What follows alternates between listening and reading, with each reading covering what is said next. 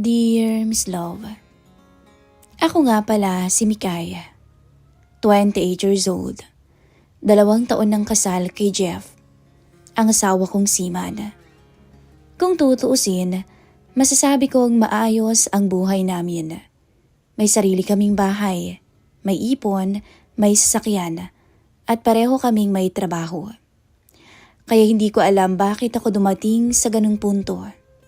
Ang pumatol sa 2 lalaki. Isa po akong bank teller sa kilalang bangko sa bayan namin. Araw-araw akong nakaharap sa iba't ibang tao. May masusungit, may mabait, may mga simpleng nanlilikaw kahit alam nilang may asawa na ako. Hindi naman kasi sa pagmamayabang, kahit papaano'y may ganda naman akong tinatago. Maputi rin ang balat ko. Pero sa totoo lang, tahimik na ang mundo ko pagkalabas ko ng bangko. Kasi pag uwi ko ng bahay, ako na lang mag-isa. Si Jeff, halos buong taon na sa barko. Sanay na ako sa ganitong setup, pero hindi ibig sabihin nun na hindi na ako nalulungkot. May mga gabing napapahiga na lang ako sa kama, yakap ang unan, iniisip kung kailan ko ba ulit siya makakasama. Wala pa kaming anak. Hindi naman kami nagmamadali. Pero minsan naiisip ko rin, baka kung may bata dito sa bahay, baka sakaling hindi ganito katahimik, hindi ganito kahirap ang mag-isa. Buwan ng August yun, Miss Love, nang mangyari ang lahat ng hindi ko inaasahan. Madalas ang pag-ulan. Tuwing umaga, may isang pamilyar na tunog na gumigising sa akin. Ang tricycle sa labas ng gate. Si Glenn yun. Siya ang suki kong driver papasok sa bangko.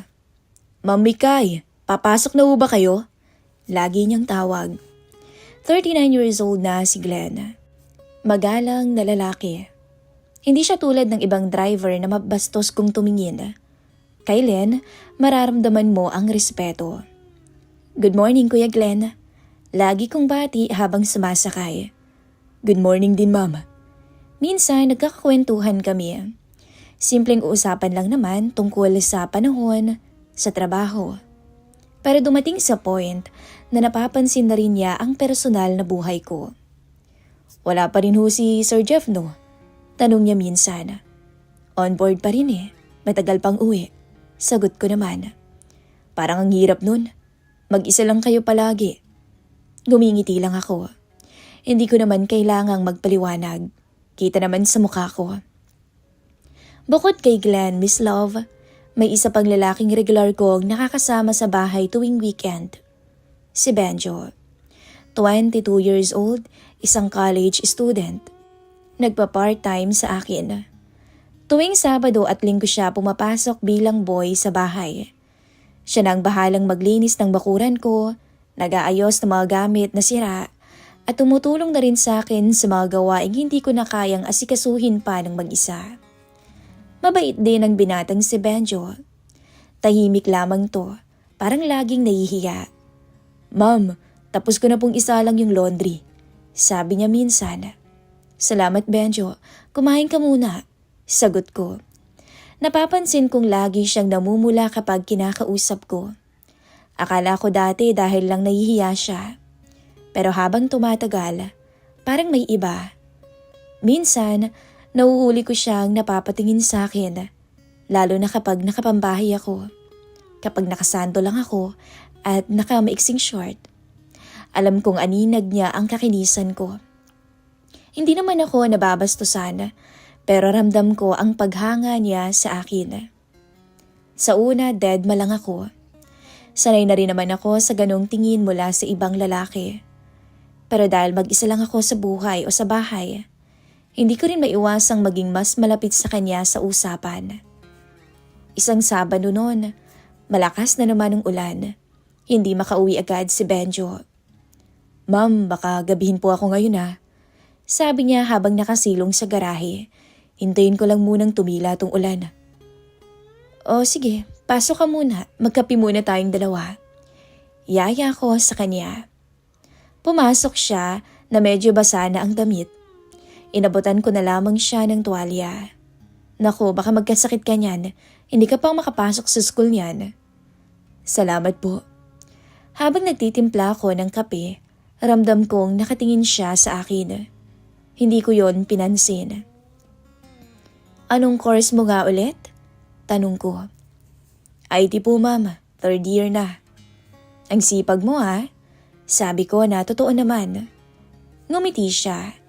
Yung tipong proud pero nahihiya. Simple lang yung eksena na yon. Pero ewan ko, parang ang gaan ang pakiramdam ko na may kausap sa bahay. Hindi na yon yung katahimikang nakasanayan ko. Kay Glenn naman, unti-unting naging personal ang usapan namin sa biyahe. Isang gabing pagod na pagod ako galing bangko. Pagkasakay ko, napabuntong hininga ko. Mukhang pagod na pagod kayo mama, tanong niya. Oo nga eh, pagod sa work, pati na rin sa buhay. Biro ko pero may laman. Ang hirap po talaga pag laging wala si sir. Hindi ko alam kung bakit pero napaamin ako. Oo nga eh, lalo na pag may problema ka, wala ka man lang masabihan. Wala kang mapaglabasan ng loob. Hindi siya sumagot agad noon. Lumipas ang mga linggo, paulit-ulit ang mga routine ko. Umaga, hatid ni Glenn. Gabi, susunduin ni Glenn. Weekend, kasama ko naman si Benjo sa bahay. Kasalo ko sa hapagkainan. At sa hindi ko namamalayan, nasasanay akong may 2 lalaking present sa araw-araw kong buhay. Kahit magkaiba ang paraan. Si Glenn, kasama sa biyahe. Si Benjo, masiglang kasama sa bahay. Pareho silang mabait. Pareho rin nilang napapansin ang kalungkutan ko, kahit hindi ko sinasabi. Isang gabi noon, Miss Love. Pauwi kami ni Glenn. Biglang nasiraan ang tricycle niya. Madilim na noon ang daan. Iilan lang ang may ilaw na poste. Pasensya na po, ma'am. Nasiraan pa yata tayo. Okay lang, Glenn. Ano ka ba? Tulak na lang natin. Sabi ko. Pareho kaming bumaba. Habang nagtutulak, umambon naman. Natawa na lang ako. Parang pelikula ah. Napangiti siya sa sinabi ko. Sa ilalim ng ilaw ng poste, napansin kong tinititigan niya ako ng madalas. Hindi ko na lamang pinansin yon. At kinabukasan nga ng Sabado, nasa bahay si Benjo. Naglilinis sa sala. Paglabas ko, nagkasalubong kami sa hallway. Halos magdikit kami. Sorry po ma'am. Ayos lang. Hindi ako nakagalaw noon. Naririnig ko ang hininga niya. At sa unang pagkakataon, ako ang nailang. Hindi ko alam kung bakit, pero may kakaibang pakiramdam sa dibdib ko. Isang bagay na hindi ko pinapangalanan.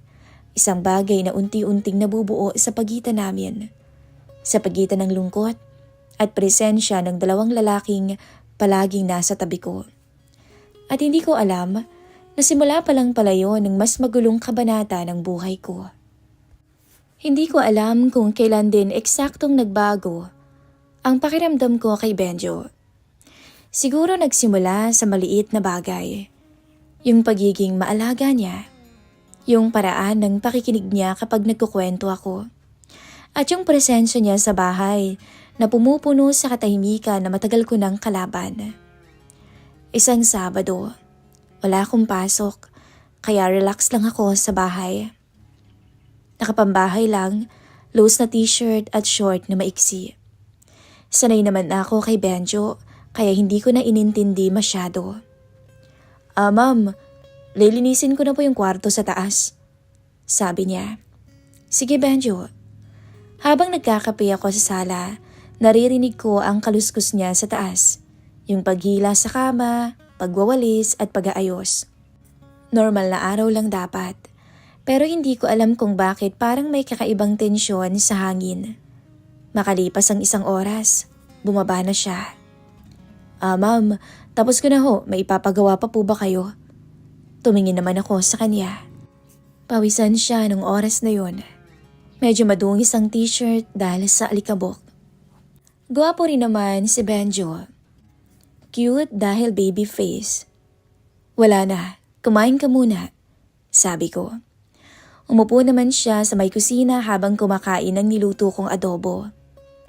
Tahimik siya pero napansin kong paminsan-minsan sumusulyap siya sa akin.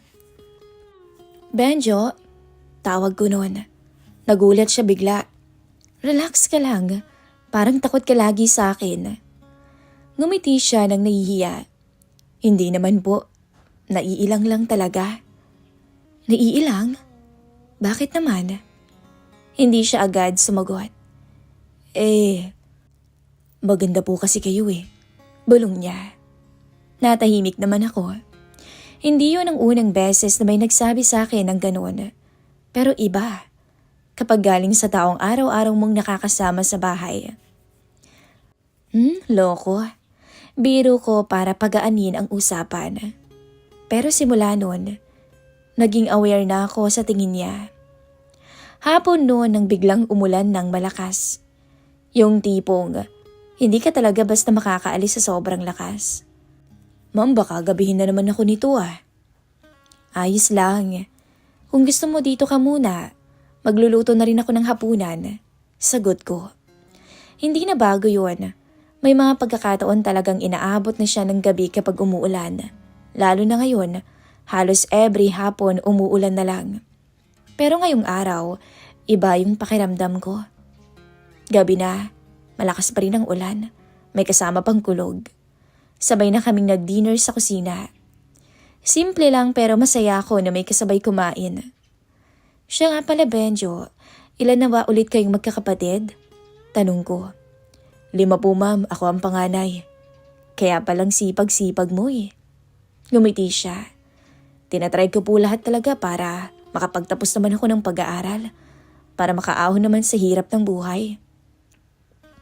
Hindi ko namalayan, humahanga na ako lalo sa kanya. At bandang 10:00, hindi pa rin tumitila ang ulan. Ma'am, baka pwedeng dumito muna ho ako. Baka hindi po ako makauwi Saglit naman akong natahimik.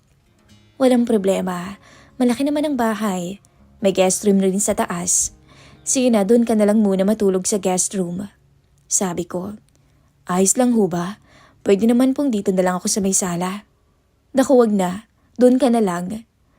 Binigyan ko siya ng kumot at unan. Habang inaabot ko yon, nagkadikit ang kamay naming dalawa. At pareho kaming napatingin. Mabilis ko namang binawi yon dahil nakaramdam ako ng init. Good night, Benjo.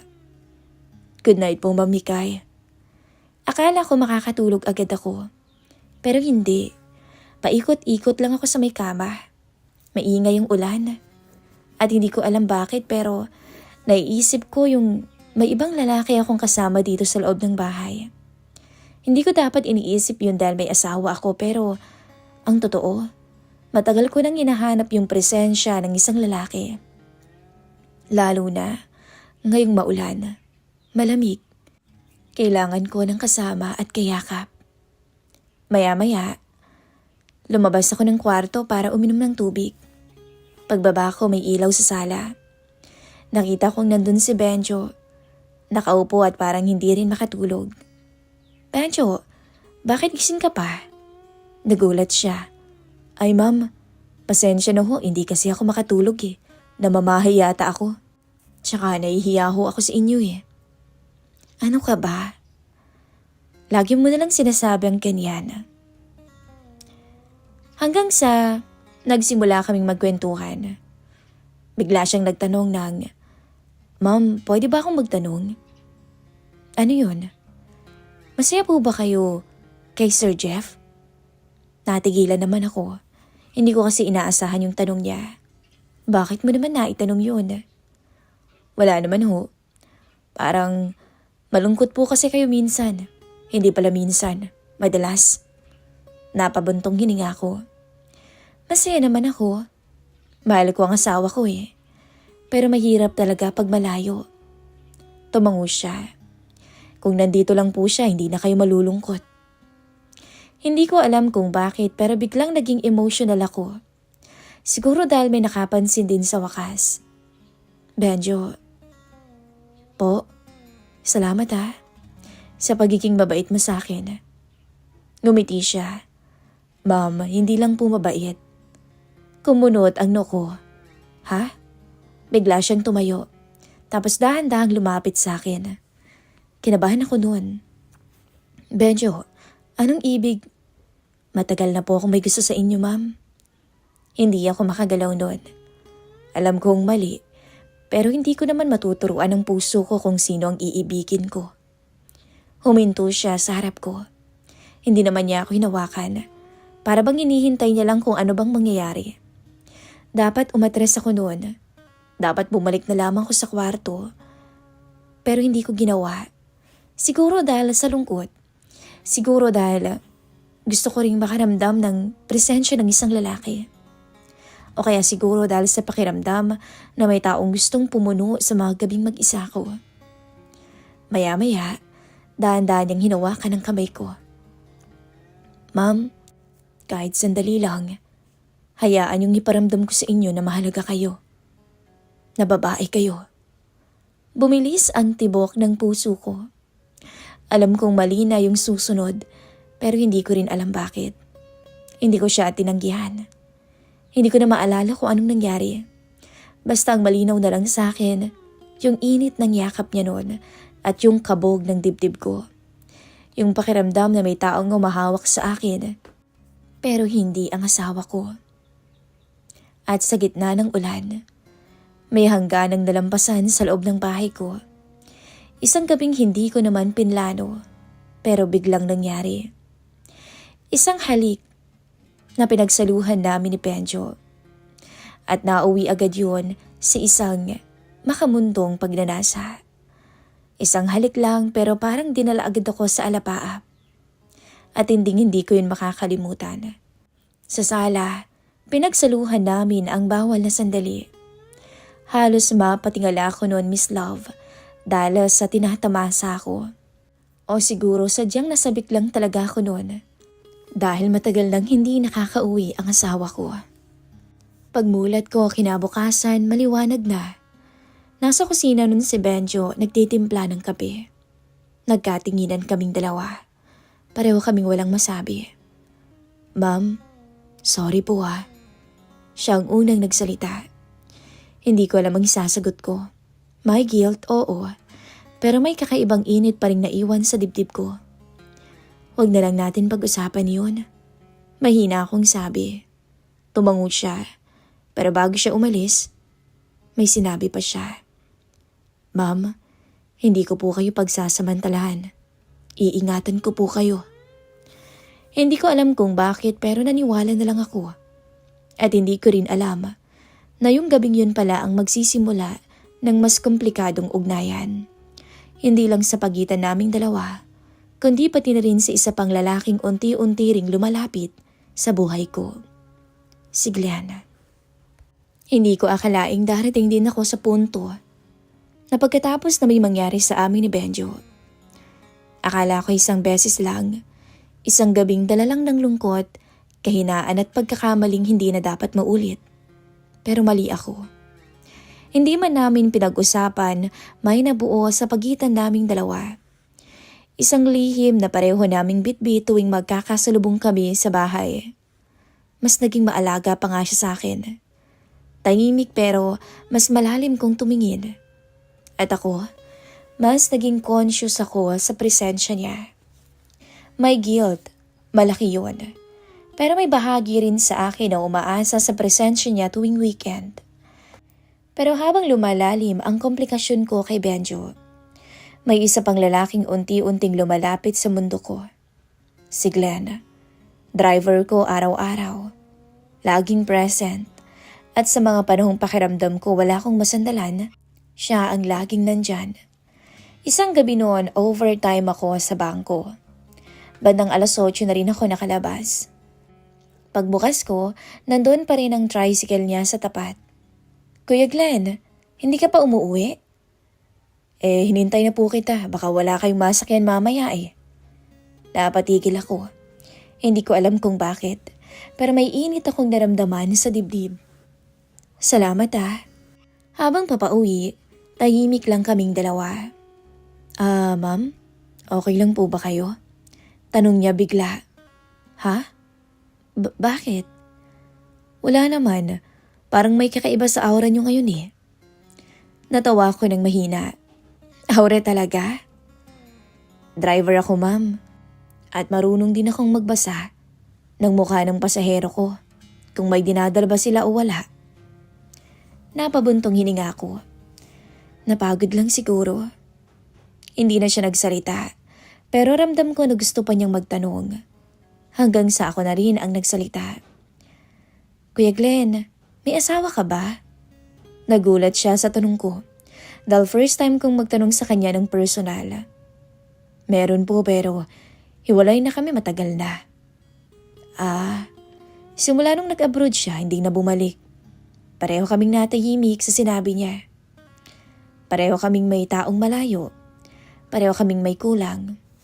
Ilang araw pa ang lumipas, mas naging personal pa ang usapan namin sa tuwing babiyahe. Buhay, problema, kalungkutan.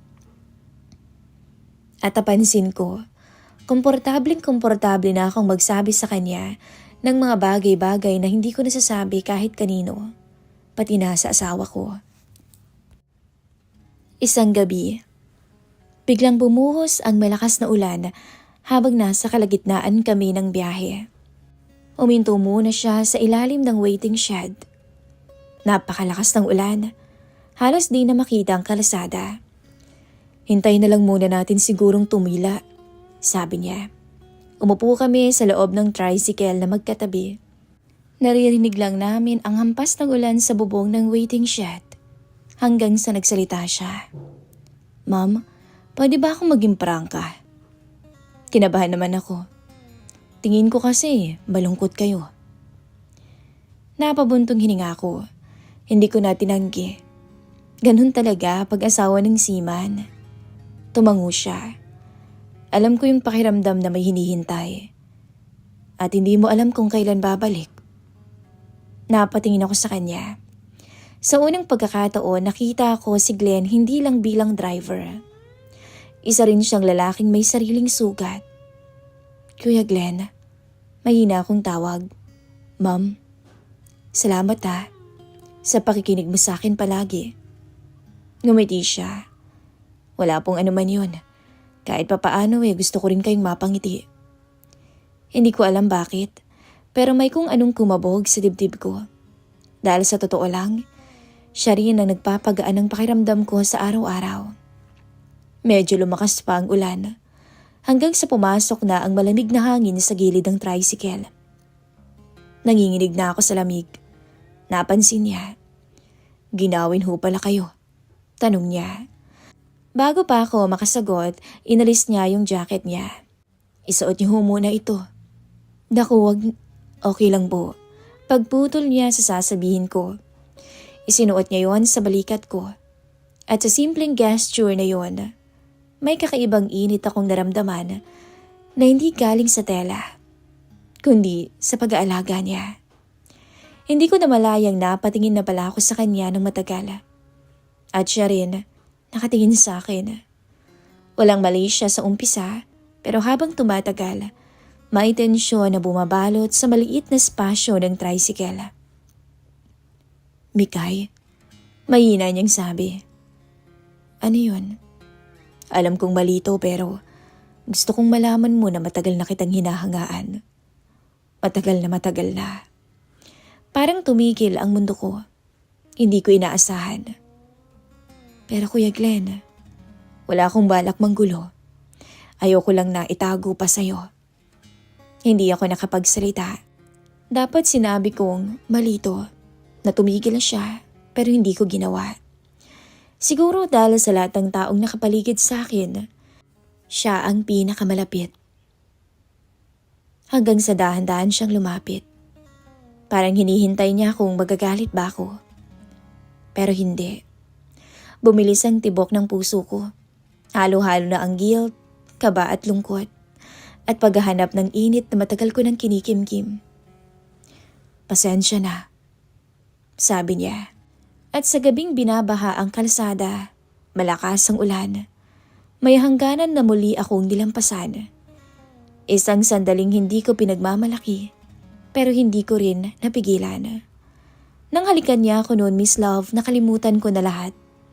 Nandun na lang ang sarap na hindi ko maikakaila sa sarili ko. At doon, sa kadiliman na iyon, nagawa niyang punan ang pangangailangan ko. Sa totoo lang, Miss Love, iba si Kuya Glenn kung ikukumpara ko kay Benjo. Palibasa siguro may edad na at may sapat ng karanasan pagdating sa kama.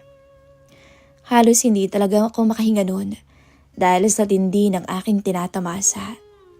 At pagkatapos noon, tahimik kaming nagpatuloy sa biyahe. Pauwi na kami nung medyo humina ng ulan. Wala tuloy nagsasalita sa amin, pero ramdam kong may nabago. Hindi na lang driver at pasahero. May lihim kaming dalawa. Pagdating sa gate, bumaba na ako.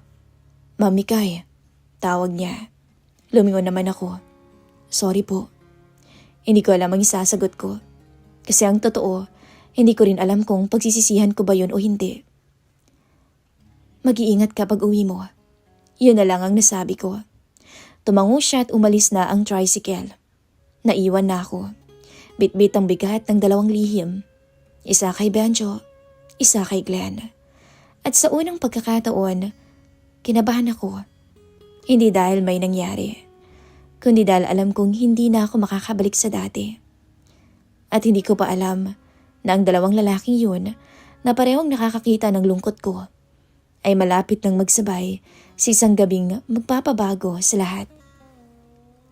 Hindi ko na mabilang kung ilang gabi akong hindi nakatulog ng maayos matapos ang lahat-lahat. Dalawang lihim, dalawang lalaking magkaibang mundo pero parehong napasok ang kahinaan ko. At ako, naiipit sa gitna ng konsensya at kalungkutan. Mas naging tahimik ako sa mga sumunod na linggo. Kay Benjo, pilit kong binabalik sa amo at boy ang trato ko. Uutos lang, iiwas ng tingin, hindi na makikipag-usap. Pero pakiramdam ko nasaktan siya. "Ma'am, may nagawa po ba akong mali?" Tanong niya minsan habang nagwawalis. "Wala, Benjo, wag mong isipin yun. Sadyang busy lang ako this past few days." Sagot ko kahit alam kong hindi yun totoo. Sa totoo lang natatakot ako. Hindi sa kanya, kundi sa sarili ko. Kay Kuya Glenn naman ganoon din. Tuwing sasakay ako ng tricycle niya, hindi ako makikipag-usap. Wala na yung dating kwentuhan. Hanggang sa isang gabi, hindi na niya kinaya. "Galit ka ba sa akin?" Napahinga ako ng malalim. "Hindi naman, Kuya Glenn. Pero simula nung gabing yun, parang nag-iba ka na." Napatingin ako. "Siguro, kasi alam naman nating mali." Tumango siya. "Oo, mali nga. Pero, hindi kita pinagsamantalahan. Nagkataon lang na pareho tayong malungkot." Mas lalo akong natahimik dahil yun din ang alam kong totoo. Akala ko doon na matatapos. Akala ko kayang ibaon sa limot yun. Pero isang Sabado ng gabi, may nangyaring hindi ko inaasahan. Wala si Benjo nung araw na iyon dahil ma-exam daw siya. Galing akong overtime sa bangko at si Glenn ang sumundo sa akin. Malakas din ang ulan at walang kuryente buong lugar. "Pasok ka muna, Kuya Glenn. Hintayin mo munang tumilag ulan," sabi ko. Sa unang pagkakataon noon, nakapasok ng bahay ko si Kuya Glenn. Madilim pa rin, nagsindi ako ng kandila. Ramdam ko ang kaba ng dibdib ko. Hindi ko alam kung dahil sa sitwasyon o dahil sa lihim naming dalawa. "Nakakahiya naman ho. Dito na lang ako sa garahe," sabi niya. "Hindi na, pumasok ka na." Pinaupo ko siya sa sala nang makapasok kami. Pinagtimpla ko siya ng kape at habang inaabot ko sa kanya yung tasa, nagdikit ang kamay namin. Pareho kaming napatikil. Siguro parehong may bumalik sa aming alaala. Nung gabing pareho kaming nasa tricycle. "Mami Kay," mahina niyang sabi. Alam mo bang simula nung gabing yun, hindi ka na nawala sa isip ko?" Napapikit ako sandali. "Kuya Glenn, huwag na nating buksan ulit yun. Hindi ko sinasadya pero yun ang nararamdaman ko." Lumapit siya. Kinawa ka ng palad ko. Hanggang sa maya-maya may narinig kaming katok sa gate. Pareho pa kaming nagulat. Nakita ko si Benjo, basa ng ulan. Kinabahan ako. Binuksan ko ang pinto.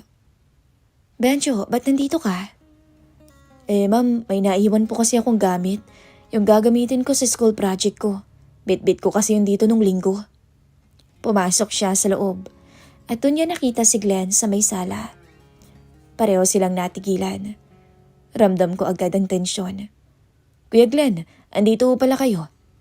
Tanong ni Benjo. Pero halatang may ibang iniisip. Kasi alam ko, alam din niya. At alam kong, alam rin ni Glenn. At sa paraan ng tingin nila sa akin, doon nag-iba ang pakiramdam ko. Napakatahimik naming tatlo. Ulan lang sa labas ang maririnig. Hanggang sa nagsalita si Benjo. Mahal niyo ba si Sir Jeff? Diretso at walang palikoy-likoy. Napatitig ako sa kanya. Pati na rin kay Glenn. Bakit mo na itanong yan? Kasi kung mahal niyo siya, dapat hindi yun nangyari. Parang sinampal ako ng konsensya. Sumunod naman na nagsalita si Glenn. Tama siya, ma'am. Pero naiintindihan din namin ang kalungkutan niyo, ang pakiramdam ng nag-iisa. Napaupo ako noon. At sa sala, bumigay ako sa kanilang dalawa. Hindi ko alam kung paano nangyari. Basta, narealize ko na lang. Tatlo kaming magkakasalo ng gabing yun. At yun yata ang hinding-hindi ko makakalimutan sa tanang buhay ko. Pagkatapos nun, walang nagsalita sa amin ni isa. Hanggang sa si Glenn ang unang naglakas loob na magsalita. Alam po namin, ma'am, na malungkot kayo. Pero alam din namin si Sir Jeff, ang asawa niyo pa rin. Kaya maiintindihan namin lahat kung anong magiging desisyon niyo. Mahabang katahimikan ang namayani. Hanggang sa tumayo ako, pinunasan ko ang luha sa aking mga mata. Pareho kayong napakabuti sa akin. Tama kayo. Tumingin ako sa kanila isa-isa. Hanggang dito na lang tayo. Salamat talaga sa inyo. Kinabukasan, kinausap ko si Benjo. Nagpasalamat ako sa kanya. Pero sinabi ko na siguro iyon na ang huling punta niya. Umalis naman siya ng maayos dahil naintindihan niya ako. Masakit man na makita ang lungkot niya, pero alam kong yun ang tama. Kay Glenn naman, nagpasalamat ako sa kanya sa pagiging maingat niya at mabait sa akin. Pero naintindihan din niya nung sinabi kong lumipat na ako ng service papasok sa bangko. Para na rin matapos ang ugnayan namin. Makalipas lamang ang 4 na buwan, umuwi si Jeff. Yakap niya pa lang ako sa airport, umiiyak na ako. Miss na kita, sabi niya. Miss na miss din kita. At sa yakap na yon, dun ko na-realize kung gaano kalaki ang muntikan ng mawala sa akin. Ang asawa ko. Parang hindi ko maisip kung mawawala siya. Hindi ko na inamin sa kanya ang nangyari. Binitbit ko na lamang yun bilang aral sa buhay ko na ang lungkot hindi dapat pinupunan ng pagkakamali, kundi ng pag-uusap, pagtitiis at pagpapaalala sa sarili kung sino talaga at ano ang mahalaga sa buhay mo. Minsan nakikita ko pa rin si Kuya Glenn sa kalsada, napapadaan pa rin si Benjo sa bahay. Pero pareho-pareho naming alam na may hangganan ng lahat. Magingitian lamang kami. At yun ang pinaka-pinagpapasalamat ko sa kanila dahil naiintindihan nila ako. Tahimik na may pagkakaunawaan na may mga bagay na nangyari na hindi na dapat balikan pa. Ako po si Mikay, isang asawang nagkamali pero natutong bumalik sa tama. At sa huli, pinili kong ayusin ang buhay ko bago tuluyang masira ang lahat. Maraming salamat po, Miss Love, sa pag-share ng kwento ng buhay ko. Alam kong kakaiba to. Hindi ko nga alam kung meron bang babae dyan na katulad din ng karanasan ko. Kaya naman ginusto ko na lamang ibahagi ito sa channel niyo.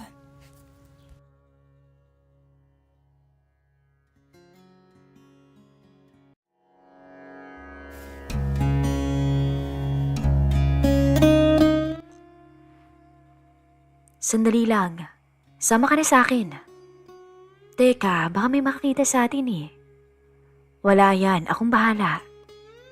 Pare naman, nandito tayo sa loob ng school. Baka kasi may makahuli sa atin eh. Alam mo namang may asawa ko, di ba? Isang mapagpalang araw po sa inyo, Miss Love. Pati na rin sa mga listeners ng channel mo.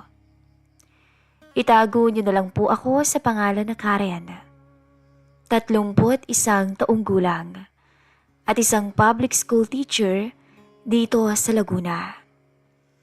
Kasal na ako sa asawa kong si Greg na isang seaman, 37 years old. 7 taon na ho kaming kasal na dalawa at sa loob noon ay naging mabuting may bahay ako. Wala kaming naging problema. May isa na kaming anak, si Ina na 4 years old na. Inaalagaan ng nanay ko dahil maghapon din ako sa trabaho. Matagal na rin akong pinapahinto ng asawa ko. Huwag na daw akong magtrabaho dahil kaya naman daw niya kaming buhayin. Pero hindi. Ayoko dahil ito na ang nakasanayan ko at mahal ko ang propesyon ko. Pero ito rin pala ang magiging dahilan ng pagkakasala ko sa aking asawa. Sa totoo lang, nahihiya ako. Pero naglakas loob po akong ikuwento sa inyong lahat ang kwento ng aking buhay. Hindi para husgahan at kamuhian ninyo, kundi para maging aral sa iba ang kwento kong ito. Isang pagtataksil na ginawa ko sa mismong paaralan kung saan ako nagtatrabaho. Opo, tama kayong narinig. Sa eskwelahan namin ginawa ni kumpare ang kataksilan namin. Nakakahiya bilang guro, pero sabi nga, tao lang ako. Tao lang kami. Nagkakasala din at hindi naman kami perpekto. Mabait si Greg, ang mister ko. Responsable at talagang mahal na mahal kami. Pero gaya ng ibang misis ng seaman, nasanay akong tiisin ang lungkot, ang lamig ng gabi at ang paulit-ulit na tanong na kailan ko ba ulit siya makakasama? Kaya ko pa ba? Isang taon na halos mula nung huli kaming magkasama ni Greg. Tuwing gabi lang kami nagkakausap. Pero iba pa rin talaga yung may kayakap ka. May kausap ka habang kumakain. May kahati ka sa pagod at may naglalambing sa'yo. Lalo na sa tuwing malamig ang gabi. Babae ako at may pangangailangan din. Isang babae na mabilis matukso. At doon na nga pumasok si Paring Paul. Si Paul ay matagal na naming kaibigan ni Greg. 36 years old at hindi niya rin po tunay na pangalan. Actually, tropa na talaga sila noon pa ng mister ko. Kumpare namin siya dahil ninong siya ng anak naming si Ina. Guro din siya sa parehong school kung saan ako nagtuturo. Kaya araw-araw kaming magkasama. Araw-araw nagkikita at araw-araw nagkakausap. Minsan nga partner ko siya sa paggawa ng modules. Minsan naman sa school activities. Matalino si Paring Paul. Kuwela. At to be honest, gwapo rin at wala pang asawa. Hindi ko naman siya pinapansin noon. Pero nang lumaon, yung simpleng tawanan namin sa faculty room, naging hint ng kilig. Yung mga simpleng kaya mo yan Karen, nagiging mas personal. Mas nararamdaman ko yung presensya niya kaysa sa asawa ko na nasa malayong dagat. Hindi naman din ho sa pagbubuhat ng bangko, maganda ako. Maraming nagsasabi, ligawin din ako kahit alam nila na may asawa na ako. Pero never akong nagkasala sa asawa ko dahil sabi ko nga, hindi ko siya magagawang lokohin. Pero hindi. Mali. dahil nagsalita ako ng tapos. Akala ko hindi ko magagawa, pero nagawa ko. At ang masakit pa, sa kaibigan pa ng asawa ko. Siguro nga, sadyang naging marupok lang din ako. Nagumpisa ko yung lahat nung isang gabing maulan. Late na kaming natapos ni Paul sa paggawa ng lesson plan para sa isang seminar. Nasa faculty room kami. Kaming dalawa na lamang ang naiwan.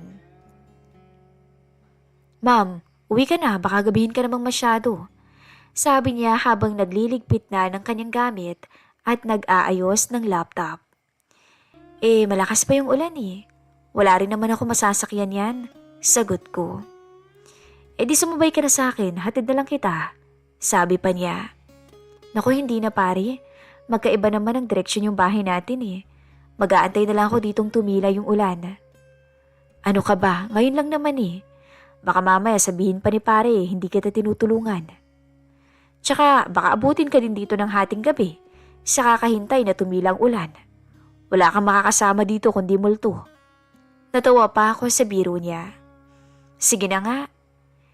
Hindi ko alam kung tama pa ba yung naging desisyon ko nung oras na yun.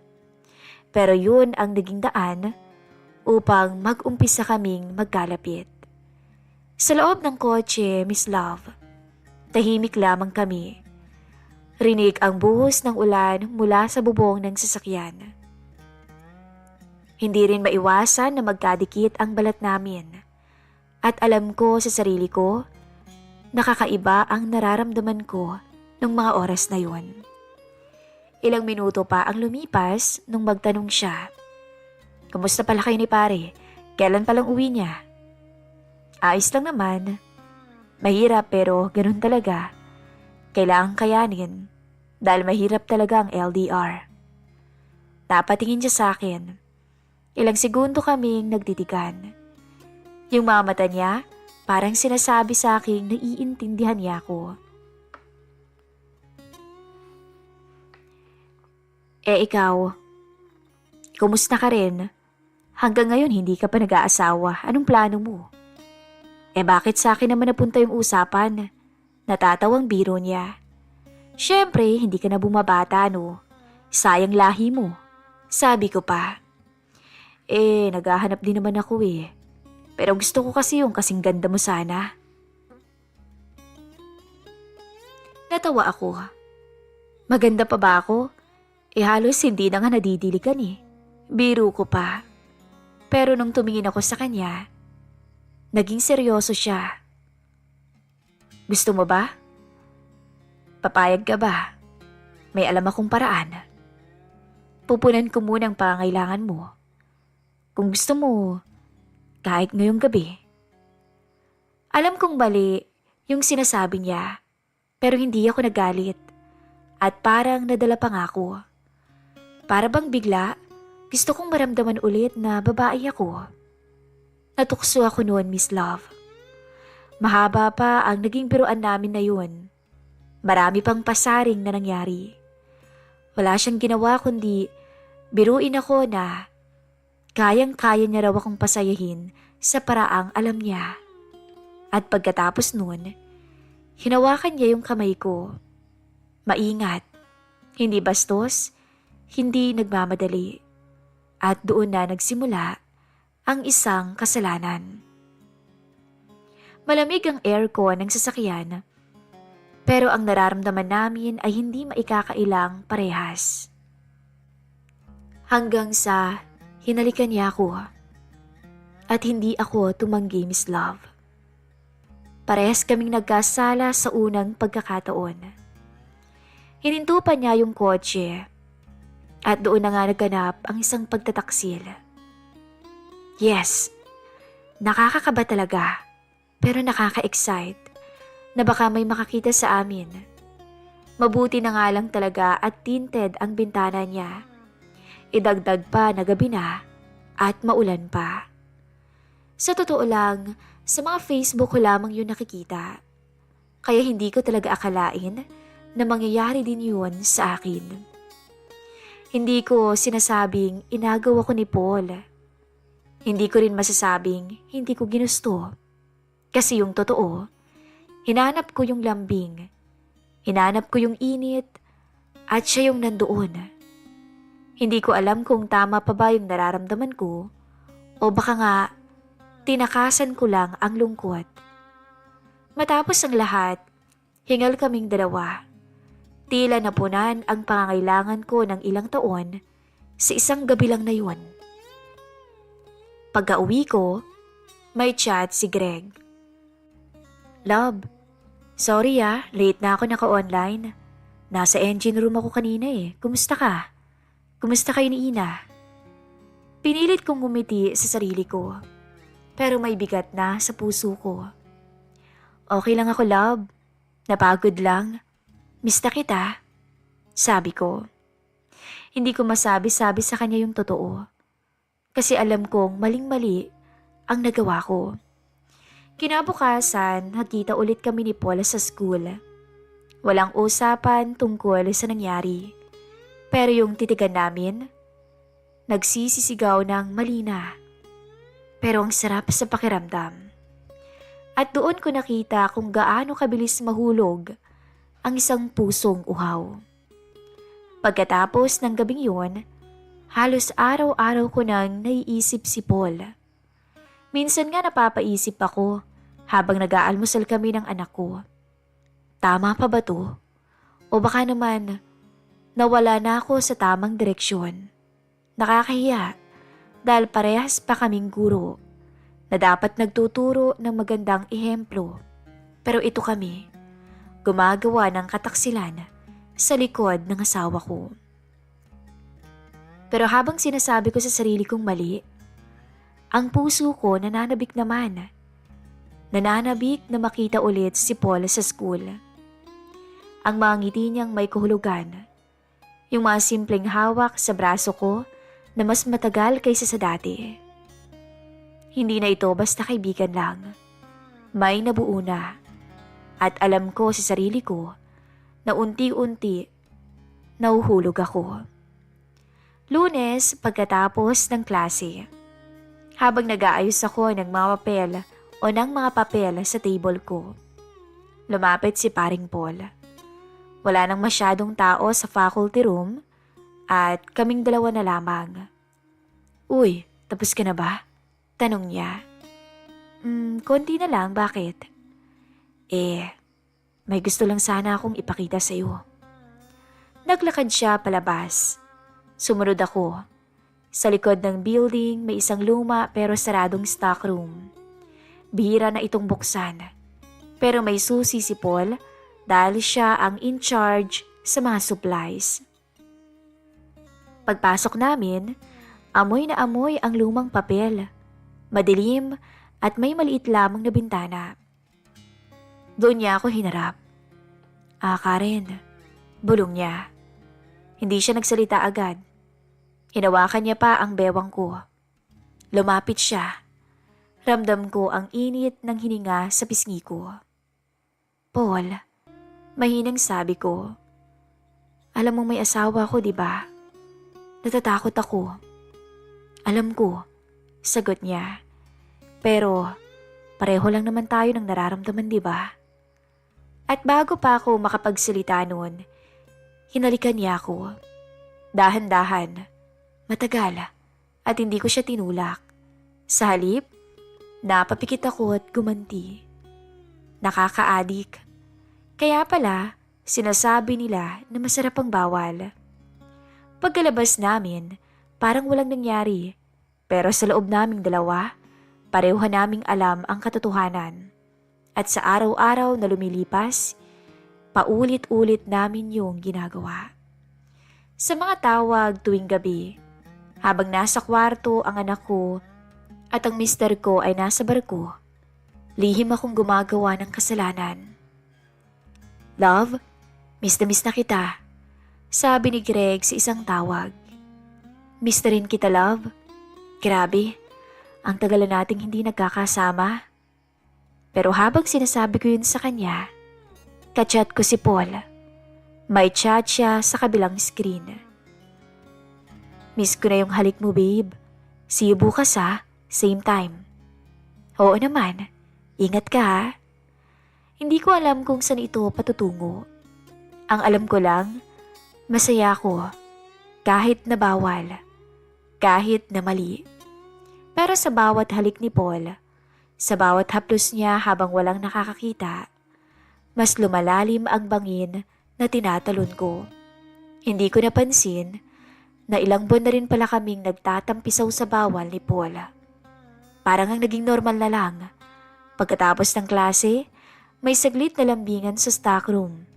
May pasimpleng hawakan sa ilalim ng table sa faculty. May mga palihim na chat sa gabi habang kausap ko si Greg sa video call. Oo, nagiging dalawa na ang mundo ko. Sa umaga, guro't ina ako. Sa gabi, asawa ni Greg. Pero sa pagitan ng lahat ng yun, naging babae ako ni paring Paul. Isang araw, habang nasa loob kami ng kotse niya, nakatambay lamang kami sa isang liblib na part ng barangay. Yung tipong walang masyadong tao. Doon kami nag-uusap. Doon kami nagkikiss. Doon kami tumatawa at panandali ang nakakalimot na bawal kami. Habang nakaakbay siya sa akin, tinanong ko siya, Paul, anong gagawin natin? Mahinang tanong ko. Bakit, ayaw mo na ba? Tanong niya habang hawak ang buhok ko. Hindi sa ganun. Natatakot lang ako eh. Paano kung may ibang makaalam? Paano kung si Greg o iba? Bigla siyang natahimik. Hinawakan niya ang kamay ko. Alam ko, Karen. Pero mahal na kita eh. Hindi basta landi na lang to. Hindi na to biro. Napapikit ako. Kasi kahit mali, ang sarap pa ring marinig. Kasi totoo rin, nauhulog na rin ako. Pero sa bawat sikreto, may panganib. Isang hapon, habang nag-uuwian na ang lahat sa school, papunta na sana ako sa kotse ni Paul lang tawagin ako ng isang co-teachers namin na si Ma'am Telma. Chair Karen, sandali lang. Pwede ba tayo mag-usap? Ngumiti ako. Sure po. Bakit po, Chair? Wala naman. Napapansin lang kasi dito na madalas kayong magkasama ni Paul. Biglang nanlamig ang katawan ko. Oho, kasi partner ko siya sa project ngayon eh.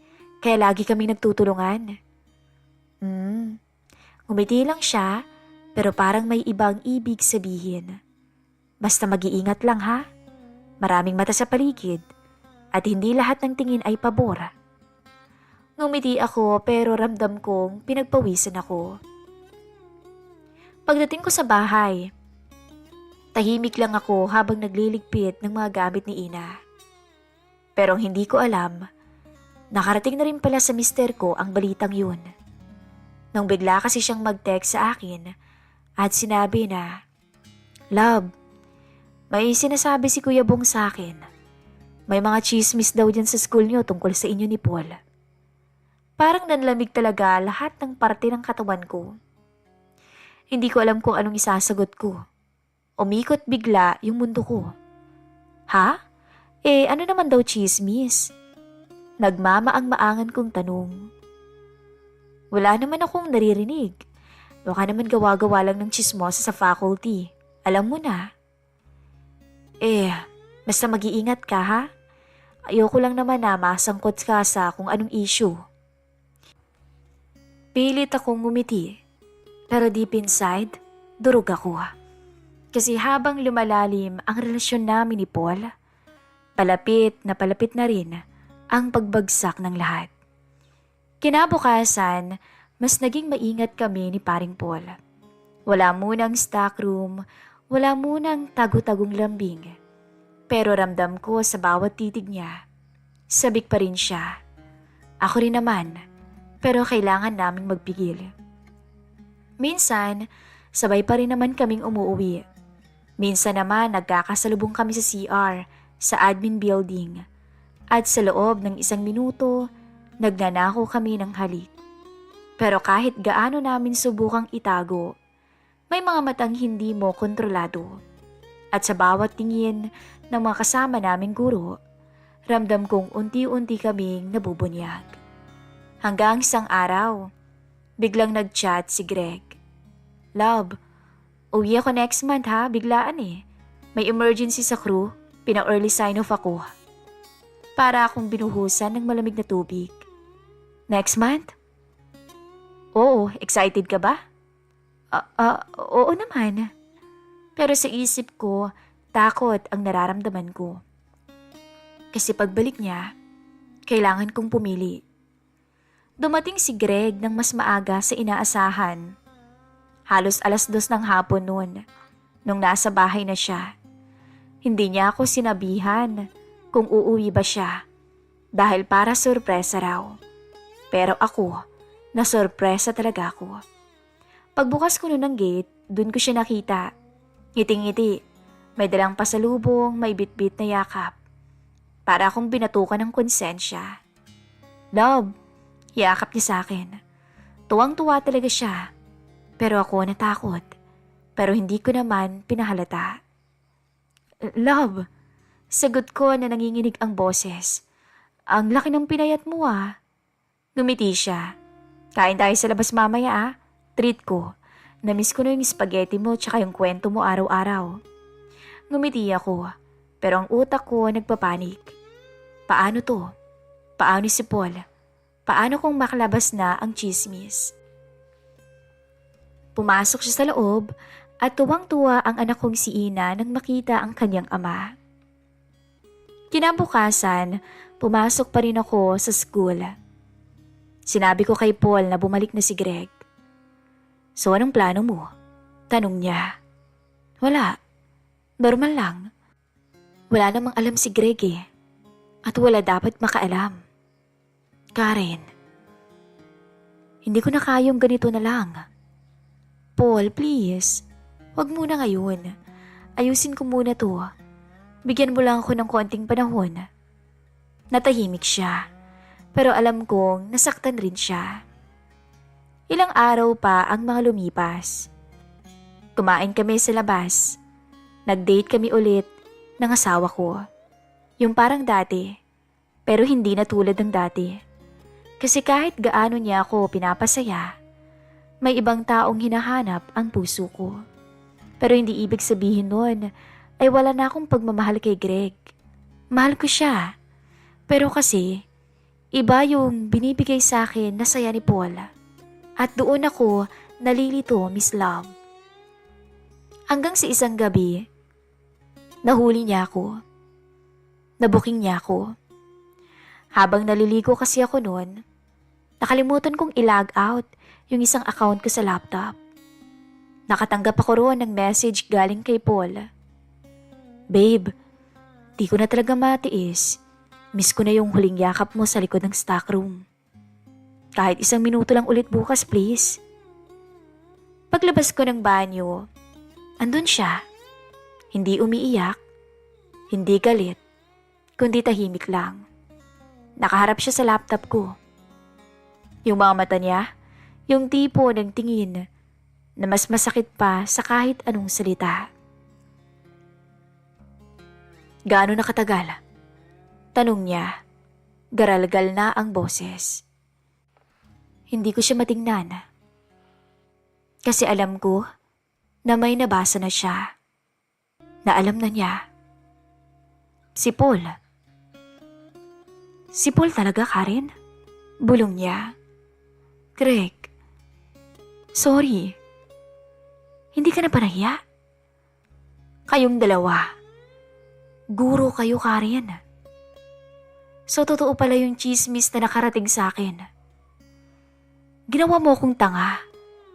Ginawa niyo akong tanga. Habang nasa barko ako, ikaw at ang anak natin ang iniisip ko. Kayo yung dahilan kung bakit araw-araw nakakaya ko.